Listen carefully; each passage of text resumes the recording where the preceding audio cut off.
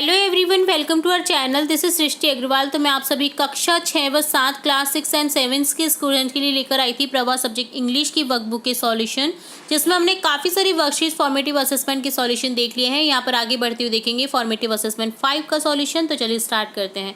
First question है, take the option that is not related to word river. River से जो relate नहीं करता है वो आपको ऑप्शन को टिक करना है। वाटर, स्विम, बोट, ये सभी रिवर से कनेक्ट करते हैं, स्टिल नहीं करता है, तो ऑप्शन थर्ड करेक्ट हो जाएगा।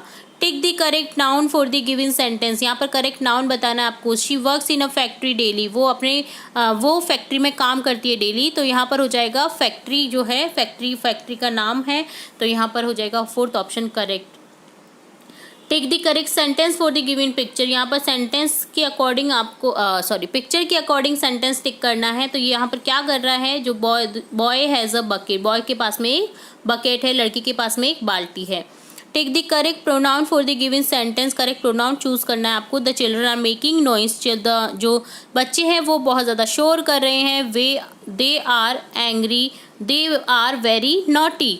वो बहुत शरारती हैं, तो यहाँ पर बच्चों के लिए यूज़ करेंगे हम दे का। ओके, नेक्स्ट है, read the given story and write the correct sequence to the of the picture. तो आपको सिक्वेंस करेक्ट करना है यहाँ पर पिक्चर्स का, ठीक है, पिक्चर्स का। तो सबसे पहले एक बच्चा होता है, वो सफाई कर रहा होता है, देन डॉग आ जाता है, वो गंदगी कर देता है, देन वो उसको साफ करेगा, ठीक है। तो ये इस तरह से आपको करना। Ali wanted to help his father today. Ali ने चाहा अपने पापा की मदद करना, so he decided to clean the home. उसने डिसाइड किया कि वो साफ करेगा घर को। He started cleaning and was happy to do it. और वो स्टार्ट करता है क्लीनिंग को और वो बहुत खुश होता है इसके करने से। He turn back to clean near the almirah. और वो अलमीरा को क्लीन करने के लिए मुड़ता है। He did not notice that his PAT walked into the room.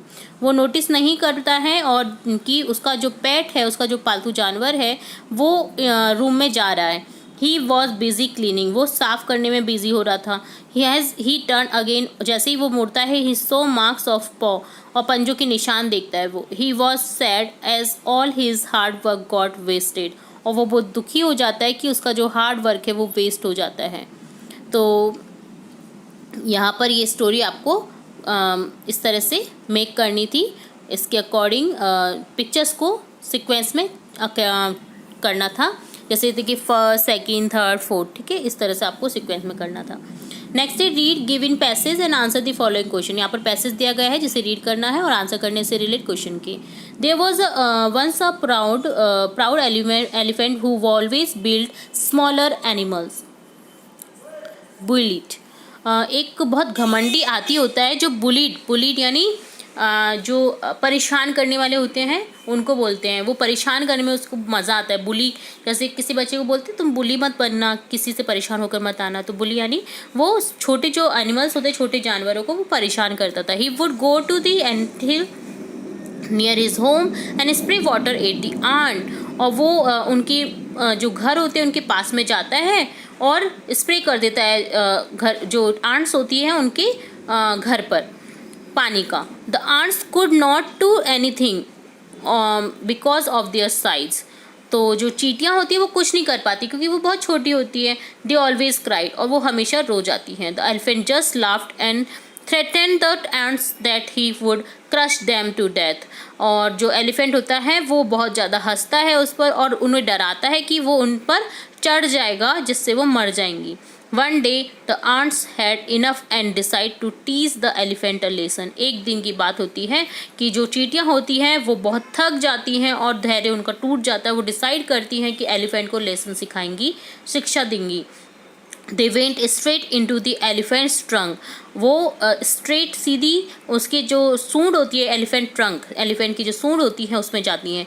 Started biting him. और काटना स्टार्ट कर देती हैं उसे।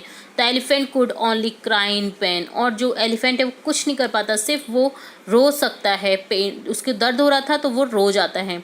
ही रियलाइज हिज मिस्टेक। उसने अपनी गलती को एहसास किया एंड अपोलाइज्ड टू द आंट्स। और गलती की माफ़ी मांगता है चींटियों से। And all the animals he bullied. और जिस भी एनिमल्स को उसने बुली किया था उनसे माफ़ी मांगता है।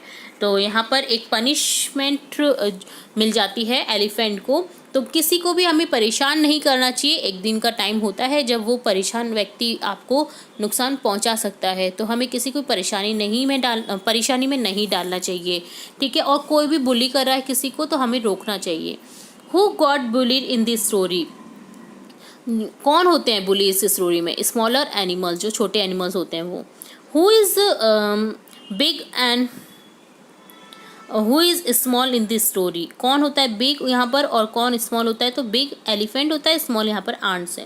What do you think the elephant built the animals? तो तुम क्या सोचते हो जो एनिमल्स है वो क्यों करता है bully? He was proud for his bigger body, क्योंकि उसको प्राउड होता है, उसको घमंड होता है अपनी बड़े शरीर पर। तो ये डन होता है फॉर्मेटिव असेसमेंट 5 का सॉल्यूशन। अगर किसी कारणवश कोई भी वीडियो आपका मिस हो गया है, कोई भी अपने वर्कशीट का वीडियो नहीं देखा है, तो आप हमारी चैनल की प्लेलिस्ट से चेकआउट कर सकते हैं। तो इसी तरह आगे की वर्कशीट के सॉल्यूशन भी देखेंगे और भी इंपॉर्टेंट वीडियोस आपकी कक्षा से रिलेटेड देखेंगे। तो जुड़े रहे हमारे चैनल के साथ। वीडियो को पूरा देखने के लिए धन्यवाद।